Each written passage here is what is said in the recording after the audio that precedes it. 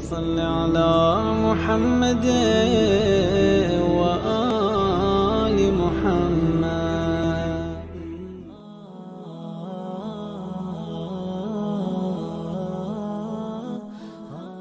اعوذ باللہ من الشیطان الرجیم. بسم اللہ الرحمن الرحیم.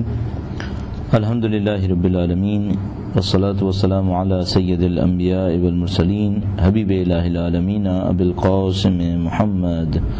اللہم صل علی محمد وآل محمد وعلی آلہ الطیبین الطاہرین سیما بقیت اللہ فی الارضین.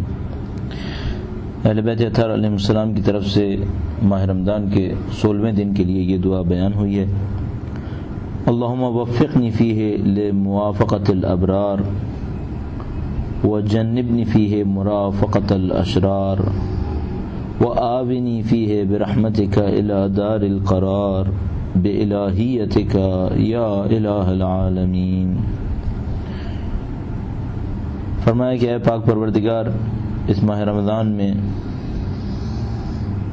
مجھے توفیق دے کہ میں نیک لوگوں کے ساتھ رفت و آمد رکھوں، نیک لوگوں کے ساتھ موافقت کروں، اور اس دن کے اندر اور اس ماہ رمضان میں مجھے محفوظ کر لے کہ میں برے لوگوں کے ساتھ ہم نشینی موافقت اختیار کروں. وآونی فیہ برحمتک الی دار القرار، اور پناہ دے دے اس دن میں اور اس مہینے میں مجھے اپنی رحمت کے ساتھ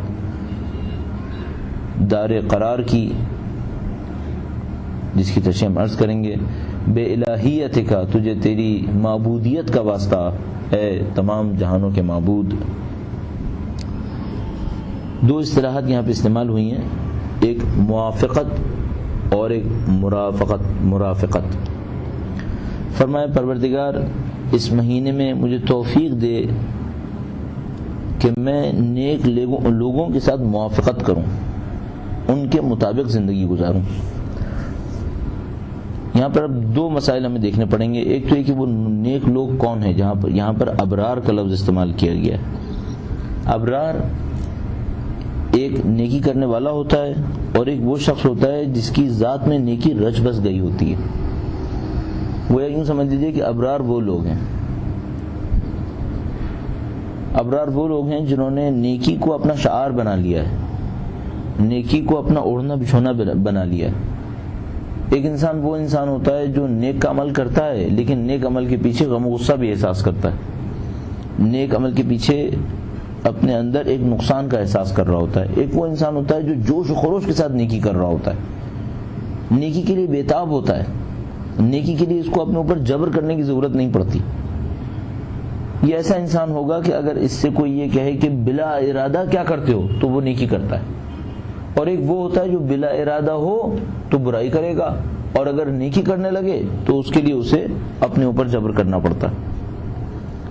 یہاں دعا کی گئی ہے کہ پاک پروردگار ہمیں ابرار کی موافقت نصیب فرما دے، توفیق دے دے کہ ہم نیک لوگوں ان ابرار کے ساتھ موافقت کریں، ان کے مطابق رہیں.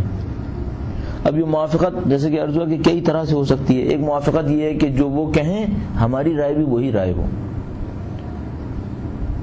انسان اپنی آراء کے ذریعے بھی اپنے آپ کو پہچان سکتا ہے. دیکھیے کہ معمولاً جب معاملات پیش آتے ہیں تو اس کی رائے نیک لوگوں کی رائے کے مطابق ہوتی ہے جن کو یہ نیک سمجھتا ہے، یعنی کہ نہیں اس کی رائے کچھ اور ہوتی ہے، اور جن کو یہ کہتا ہے کہ یہ اللہ کو پسند کرنے والے ہیں، خدا انہیں پسند کرنے والے ہیں، ان کے مطابق اس کی رائے نہیں ہوتی، اس کی رائے کچھ اور ہوتی ہے. ایک موافقت کا مطلب یہ ہے کہ میری زندگی ان کی زندگی کے موافق ہو، جیسے ان کی زندگی تھی ویسی میری زندگی ہو.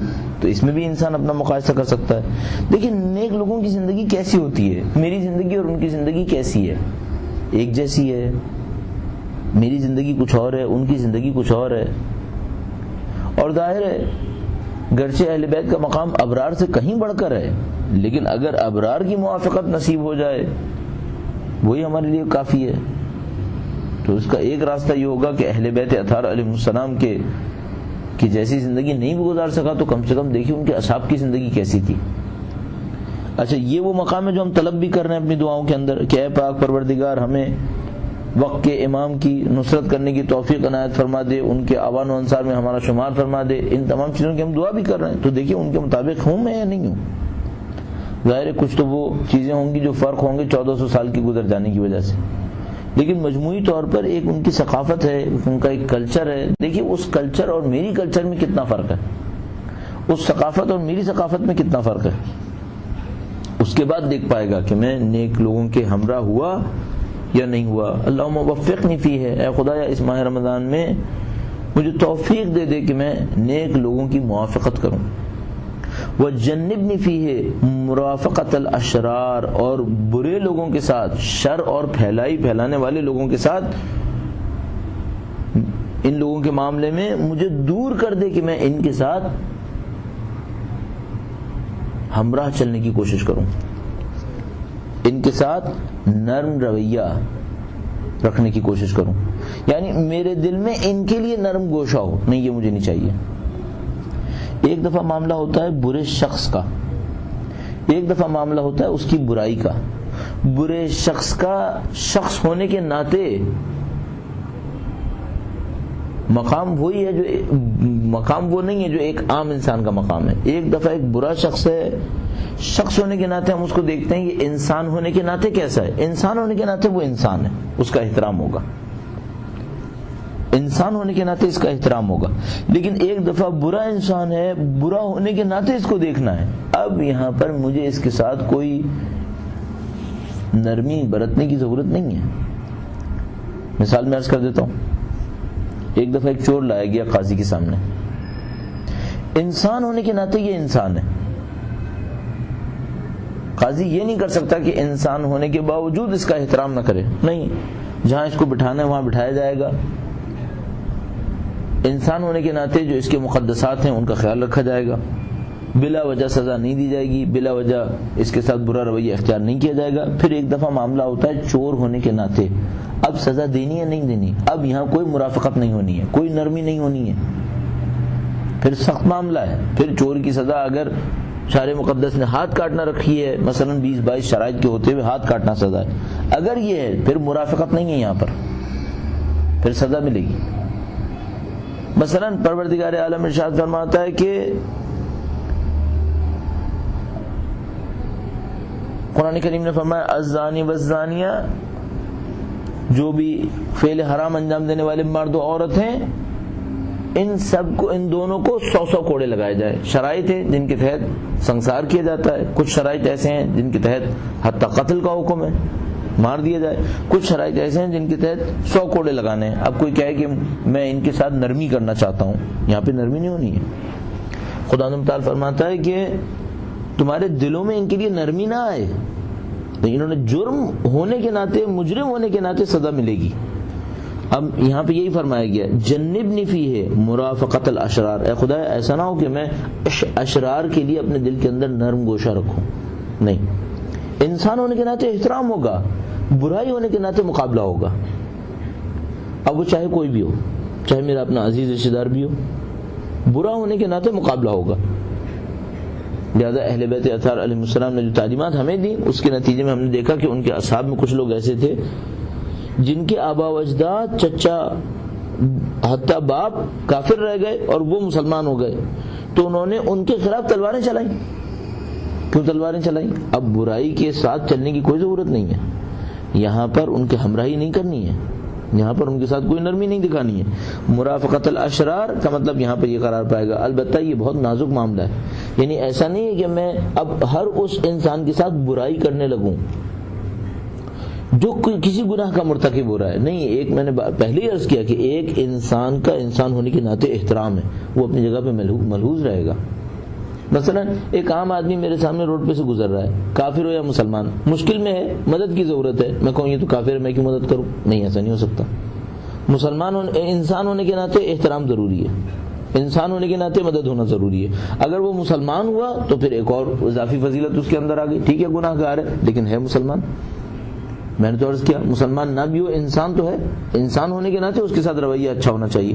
ہاں ایک دفعہ کوئی یہ شراب نوش میرے سامنے آیا ہے اور اپنی شراب نوشی کا اعتراف کر رہا ہے اور اس کے بعد یہ چاہتا ہے کہ چلو میں شراب نوش ہوں یا نہیں ہوں اب بھی میرے ساتھ اچھا سلوک رکھا جائے. نہیں، ایسا نہیں ہوگا. انسان ہونے کے ناطے احترام کیا جائے گا، لیکن شراب نوش ہونے کے ناطے جو شریعت نے اس کے ساتھ ذمہ داری ہماری رکھی ہے اس ذمہ داری کو نبھایا جائے گا. مثلا وہ کہے کہ کوئی مجھے، میں علناً فسق کروں گا، کوئی مجھے یہ نہ کہے کہ تم نے فسق کیوں کیا. نہیں، یہ کہا جائے گا. امر بالمعروف نہی عن المنکر کے دائرے کے اندر آیا تو اس بات کے اوپر سرزنش ہوگی. بس اسلام ذاتی زندگی کے اندر اتنا سیپریٹ ہو جانا کہ پھر اس کو کوئی امر بالمعروف اور نہی عن المنکر کے دائرے میں نہ لا سکے، اسے قبول نہیں کرے گا. جیسے کہ آج کل کے معاشرے کے اندر رائج ہو گیا کہ بھائی میری ذاتی زندگی ہے، آپ کو کیا کام. یہ اسلام قبول نہیں کرے گا. کم از کم کام اتنا کرنا ہوگا کہ اس سے دوری اختیار کرنی پڑے گی. لہذا دعا کے اندر فرمائے وَجَنِّبْنِ فِيهِ مُرَافَقَةَ الْأَشْرَارِ، اے خدایا مجھے اشرار کے ساتھ نرم دلی کرنے سے دور کر دے. میں برے لوگوں کے ساتھ ہم نشینی نہ کروں، میں برے لوگوں کے ساتھ مدارا نہ کروں، میں برے لوگوں کے ساتھ کم از کم اپنی زندگی کی خوشیاں تو نہ سمیٹوں. ایک دفعہ میں کہتا ہوں آدمی برا ہے، لیکن میں کہتا ہوں اسی کے ساتھ بیٹھنے کا دل چاہتا ہے. یہ کیسے ہو سکتا ہے؟ اگر یہ برا ہے، اللہ کی مخالفت کر رہا ہے، اللہ کا عذاب لے رہا ہے، اللہ کے نزدیک محبوب نہیں ہے، تو آپ کے نزدیک دل میں اس کے لیے نرم گوشہ کیوں ہے؟ آپ کیوں اس کے ساتھ بیٹھنا پسند کرتے ہیں؟ وَآوِنِي فِيهِ بِرَحْمَتِكَ إِلَى دَارِ الْقَرَارِ، اے خدایا اپنی رحمت کے واسطے مجھے پناہ دے دے دار قرار کی سمت، ایسی جگہ کی سمت جہاں میرا مستقر اور میرا ٹھہراؤ ہے. یہ دنیا دار قرار نہیں ہے، دار قرار کہیں اور ہے. اور اگر فکری اعتبار سے دیکھا جائے تو دار قرار صرف خداوند متعال کی یاد ہے، صرف خداوند متعال کی ذات کا اعتراف ہے. آپ دنیا کے اندر کتنا کچھ بھی کریں، کامیابیاں حاصل کریں، اپنی دانش کے اندر مقامات تک پہنچ جائیں، سکون نہیں ملے گا. دار قرار وہ جگہ ہے جہاں پہنچ کر میں احساس کروں کہ یہ میری منزل ہے. قرآن کریم ارشاد فرماتا ہے کہ جن لوگوں نے اللہ کے علاوہ اور چیزوں کو اپنی زندگی کے اہداف بنائے، ان کی مثال ایسے لوگوں کی جو سراب کے پیچھے بھاگتے ہیں، سراب کو دیکھ کے خوش ہوتے ہیں اور اس کو سمجھتے ہیں یہی پانی ہے، اور جب وہاں پہنچتے ہیں تو دیکھتے ہیں کچھ بھی نہیں ہے. بس دنیا دار قرار نہیں ہے، کیونکہ کسی بھی مقام پر پہنچ جائیے اطمینان نہیں ہے، سکون نہیں ہے، مزید کی طلب ہے اور مزید کمال کی جستجو ہے، جس کو یہ مختلف بہانوں سے دبانے کی کوشش کر رہے ہوتے ہیں. یہ دار قرار نہیں، دار قرار پروردگار عالم کا قرب ہے.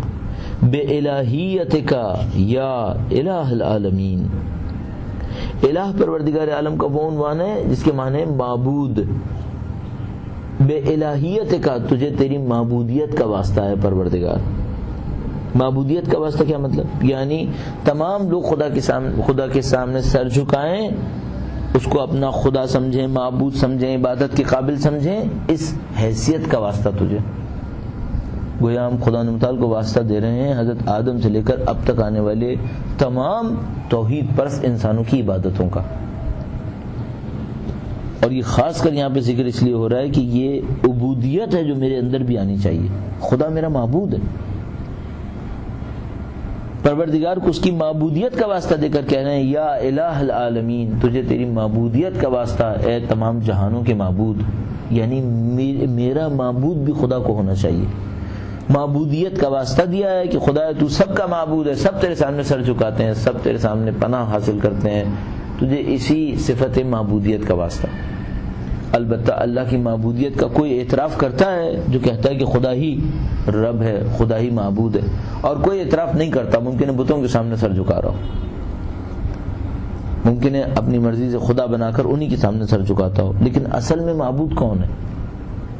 اصل معبود تو خدا کے سوا کوئی بھی نہیں ہے. باقی سب لوگوں کے ذہنوں کے بنائے ہوئے معبود ہیں. حتیٰ وہ جو بتوں کے سامنے بھی سر جھکاتا ہے اس کی سننے والا سوائے خدا کے کوئی نہیں ہے. خدا نے تعالیٰ سے فرمایا تجھے تیری معبودیت کا واسطہ ہے اے تمام جہانوں کے معبود. بس آئیڈیل دیا اس دعا نے ایک بار پھر ہمارے لیے، اور ہمارے لیے جو آئیڈیل ملا وہ یہ کہ اپنے اطراف کے لوگوں کو دیکھو، کن کے ساتھ بیٹھ کے خوش ہوتے ہو، وہ نیک ہیں یا برے ہیں. اگر برے ہیں اللہ سے دعا کرو پروردگار مجھے مرافقت اشرار سے محفوظ کر دے، اور اگر یہ نیک لوگ ہیں تو خدا سے دعا کرو تمہاری توفیقات بڑھا دے، نیک لوگوں کو تمہارے اطراف میں بڑھا دے. مظلوم انسان وہ ہے مولا کائنات کی تعریف کے مطابق فرمایا غریب وہ ہے جس کا دوست نہیں ہے. دوست نہیں ہے کیا مطلب؟ گناہگار دوست تو دوست ہے ہی نہیں اہل بیت کے نزدیک. امیر المومنین نے فرمایا اگر تم کسی گناہگار کے ساتھ بیٹھو گے یہ دوستی تمہاری دوستی نہیں ہے. بس غریب انسان وہ ہے جس کا کوئی دوست نہیں, یعنی غریب وہ ہے جس کے دوستوں میں کوئی اللہ والا نہیں ہے, کوئی مومن نہیں ہے, وہ غریب ہے. کون ہے جو امیر ہے؟ امیر وہ ہے جس کے دوستوں میں خدا پسند لوگ ہیں, جنہوں نے خدا کو پسند کیا ہوا ہے اور خدا نے ان کو پسند کیا ہوا ہے. اس کو چاہیے اپنی اس نعمت کا شکر بجا لائے کہ اس کے دوستوں میں وہ لوگ ہیں جن کو خدا نے پسند کیا ہے اور جنہوں نے خدا کو پسند کیا ہوا ہے. یہی معیار ہونا چاہیے دوستی کا. پروردگار عالم سے دعا کرتے ہیں خداوندہ تیرے نمائندوں نے ان دعاؤں کے اندر جو کچھ مانگا ہے ہمیں اسے سمجھنے اور حاصل کرنے کی توفیق عنایت فرما. الہی آمین. ربنا تقبل منا انك انت السميع العليم برحمتك يا ارحم الراحمين. اللهم صل على اللهم صل على محمد